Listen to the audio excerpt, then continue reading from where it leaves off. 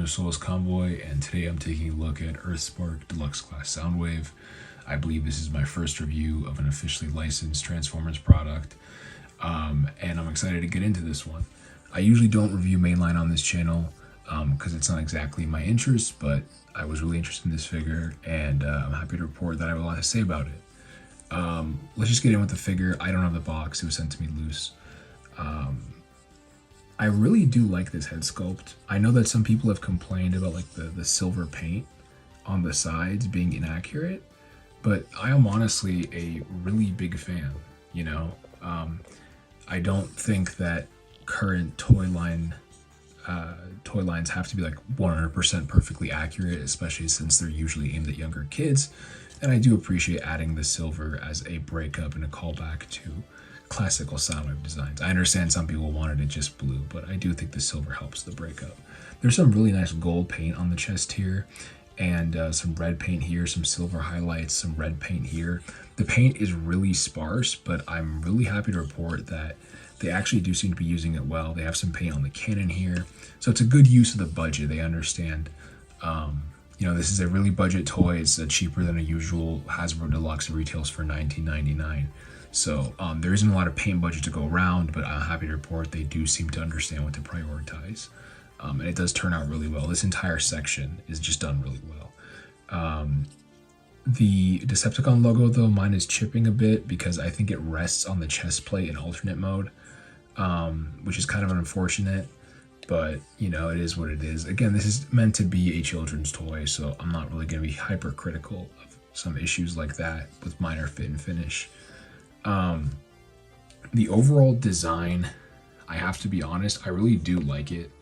The proportions and like the general shaping is really cool. I really like these shoulder pads, you know, the forearm shaping is really nicely done. The chest shaping is nicely done.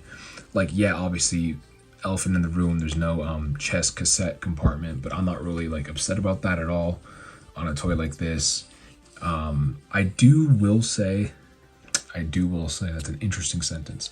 I will say the shaping of the thighs is a bit off. They're like designed for alternate mode, but he does end up with like a little bit of a weird shaping on those. They're also really hollow, which I'll get into more in his alternate mode section, but you can kind of see some really minor detail on the inside because these end up where his thrusters are in alternate mode. So I think it was a nice touch, but I do wish if they had been able to like use some like creative waffling to like bring these forward to at least fill this space out, because that is really hollow.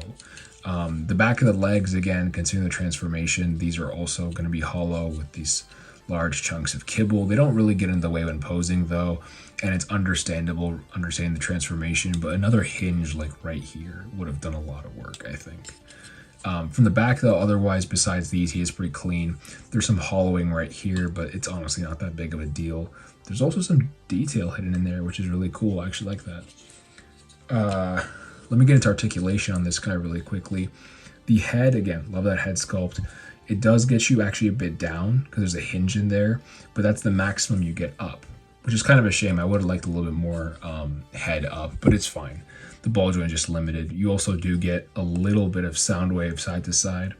I really do wish these ball joints wouldn't be so limited, but I understand they're made this way because the packaging is like open box. They don't want people taking the heads off the toys. He has a hinge right here, which can go up, and then he has another hinge right here. So you can get his arm out about that far. His arm shoulder rotates here. And again, I mentioned this also rotates there, so you can go basically all the way around. You might bump into these wings when you try to go 360. You have a bicep swivel, you have a 90-degree elbow. And what's really cool about this guy is he has ball jointed wrists that get you a swivel, and they can also go down, which is really cool for sword wielding poses. So I really appreciate that being added. The cannon has a hinge right here. Also, there are no accessories, so I'm just going to do this cannon really quickly. It has a hinge right there, and because of the weak connection, it goes side to side and doesn't stay in. I'll whine about that more in the accessory segment, I guess. He has a waist swivel. Okay, I'm just going to take it off. He has a waist swivel. I think it gets you, yeah, all the way around, but the thighs do pump into this part. He can get a really nice kick, which is awesome. If you pull it out, it can go more. The thigh swivel is above the knee, so it is functional because it's above the knee. It's not like infunctional. It just looks a little bit ugly when it's bent because it's above the knee, but it is not below the knee. A thigh swivel has to be above the knee joint to work, and this is indeed above the knee joint. It is just a little bit ugly because it's all the way down here and not up here. That's all. But I understand it for the engineering. He's a 90-degree knee. I kind of wish he got a little bit more. And the ankles are probably the most impressive part of this toy. You have a ball jointed ankle that gets you side, a little bit up, a little bit down. And there's also a click, which gets you even more range both ways. So this guy can do some really nice poses because of that. He's really easy to ground, really easy to stand, and he just feels and looks dynamic. So I'm really impressed by that. Accessories, I mentioned previously, we only have this cannon. This is the worst part of the toy by a country mile. He's allowed to hold it, but it looks terrible in his hands because the way the handle is designed, that looks awful. And instead of prioritizing it as a shoulder cannon, which it should have been, the connection is terrible. It's on one side, and this pegs into this. And I honestly, I hate this. Like, it's such a bad connection. I don't understand why it was done this way. Any type of movement on this cannon, even the slightest, most fragile movement will possibly make it fall off. It is a really, really insecure connection. And I feel like that was all they really had to do was make this secure. I don't know why it was done this way. I don't know why the cannon is the way it is. It's just really a shame because I do like the sculpt and I like how it can hinge up and down, but it really should have been done differently because it's a huge disservice to the toy. Let me get on some size comparisons right now. So zoom out right there. First, we're going to start with some modern figures. So we have a classical G2 Trooper. Let's get to the side so it doesn't look smaller. So you can see that there's a bit of a size difference. We're going to have our core bomber straight there. And then Studio Series Deluxe class Transformers 1 Optimus Prime. He is kind of small, I will say. I mean, let me bring in some of my smaller size comparisons for usual Legends class figures, right? So he's not like a Legends class figure or anything, but he is a bit small. He's also a lot lighter than these guys. These guys are significantly heftier, and I understand this is a cheaper toy, but it's just kind of a shame that the $20 price point really can't bring you much in terms of heft. I'm going to do a bit of a rougher comparison here. This is New Age's Sludge, which is a large Legends figure. And I think the difference in density between these two is maybe 4-to-1, which is, I don't know, not really much of a comparison because this is a very expensive toy, but the rougher comparison I think is next to a notoriously small deluxe for its time, which was the Bendy Optimus. This came out in 2002, I want to say. I'm not sure actually. No, wait, did Supercon Optimus come out? I think it was 2003. I might be getting my years wrong. I think it came out in 2003. This is the Bendy Supercon Nemesis Prime, and he probably weighs about 3 times as much as Soundwave. There's nothing wrong with a toy being light. I'm just saying that it is kind of a shame. This is the most premium toy on the market for Earthspark, and it does feel really limited compared to even, the Studio Series and Legacy / Age of the Primes product in terms of what it's really offered in its budget. And I think this used the budget really well. Let me get into his alternate mode, and then I'll come back in with my final thoughts on this guy. So for alternate mode size comparisons, I'm going to do a little bit differently this time. This wingspan is 10 inches, right? Next to a 5-inch tall Deluxe, next to a slightly taller Deluxe, to give you a better sense so you can see the entire thing. It's massive. I didn't bring down Magmatron. I should have, but it is definitely commander height. It's, I think, over 10 inches, 10.5 inches nearly, the wingspan. It is significantly, I have pretty long fingers. I can palm a basketball. It is pretty large. This is a pretty large wingspan, and it's really impressive they got this out of a Deluxe. I'm basically done with the size comparisons, but this is like what exactly all those compromises for the legs were, like why the legs were kind of hollow and really wide backwards. It's clearly worth it.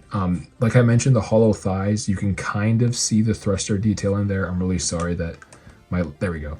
You can kind of see that thruster detail in there, which is a really cool touch. There really is a lot of cool stuff on this toy that's just hampered by budget, but like it's an awesome touch. They got that in there. I think if they had waffled this with like larger, more like divots inside, that would have turned out really awesome. And if they could have afforded some paint, that would have been awesome. But they add some red paint here and some silver paint here. So there is a paint mode. There's paint that's exclusive to the alternate mode. It's not just flat blue plastic. And the shaping is really good. This is very like swooshable. This is one of the most swooshable Transformers I've handled in a long time. And the underside profile is clean. I mean, yeah, like sure, if you look at it directly underneath, there's like robot parts, but like the visual kibble, like from the top, nothing is visible, which is awesome. From the side, nothing is really all that visible. This entire section that protrudes down is like minuscule. This is like what, like 6 millimeters, maybe like 8 millimeters. It is not thick whatsoever. It is about, let me see. The thickness of the undercarriage is about the size of New Age Sea Spray's head. So, or the length. So it's not really like a significant undercarriage whatsoever, which is insane on a design like this at this price point. This reminds me of Generation Scourge, that the one that, if you remember, turned into a similarly shaped stealth bomber, which also had a really clean undercarriage from 2012. That's a great toy, one of my favorite toys of all time from Hasbro, and this kind of maintains that. This Decepticon symbol chipping is because of this being on the bottom of the toy, so it can chip if you just put it down. There is no landing gear, which is fine considering the budget, and you can store the cannon here, which looks terrible. I won't lie to you, it does look really bad. This is the worst part of the toy, by the way. With that, I'm gonna go into my final thoughts. And I just want to start by saying that I find this to be super impressive. You know, I think that this design team, which I know is different from the usual design team, really saw how much, I think, positivity this design garnered online. It's one of the most, I think, popular Earthspark redesigns. I know a lot of people really like it. I really like it as well. I have a lot of people who are super interested in it. We were all begging for it to get a release toy. And I think there's a little bit of a tragedy that it was only available in a deluxe class and a limited kind of butchered deluxe class in terms of budget. Don't get me wrong, they did an absolutely fantastic job with what they have. This achieves a lot more than a lot of toys from Studio Series, Age of the Primes, etc. It does a lot for a $19.99 price point. I don't think a lot of people realize how difficult that is. Unfortunately, it's just a sad thing about like modern Hasbro toys that the current show they have on production can't even get a single Voyager release. But you know, it is what it is, and I think that regardless of all the circumstances, this is a fantastic toy for the price. The cannon does suck, and you know, there is some hollowness obviously, but the overall package between the proportions, the design, the absolutely fantastic posability, and the beautiful alt mode, and really enjoyable and inspiring conversion pattern, you know, like it really is just a fun toy to flip back and forth and play with. Again, the cannon sucks, but the real issue with this toy is that as of this recording, there's no place to buy it online outside of buying it secondhand from eBay and Mercari. Flippers who are listing this toy upwards of $40 to $50 when the retail is $19.99. Or if you get lucky and find it in a Target, there's no place to order this online. There was no announcement or release date or Hasbro Pulse stream for this wave. They do not give a single expletive about any of this toy line. Like, they do not care at all. And it's just really sad that the design team for Earthspark put so much effort into this and nobody cares from the corporate side whatsoever to actually make it accessible to the fans. I think it's just disgusting, honestly. but it is what it is. Your only bet is finding this in Target. My friend Junk Mac found this in Target for me, got it to me for my birthday. I really appreciate that, man. Thank you. I do love it. It is my favorite mainline toy in a long time. It's just a real shame that I don't know. I mean, it's kind of like sickening to watch like the millionth, whatever come out, and like something that I guess tries to be new and creative and fresh is relegated to almost engineered obscurity. Anyways, that's it for me, guys. I hope you guys enjoyed. I don't think I'll be reviewing more mainline in the future, but I just wanted to really talk about this figure. Again, I do think it's one of the best deluxes in recent memory, and I strongly advise you to pick it up.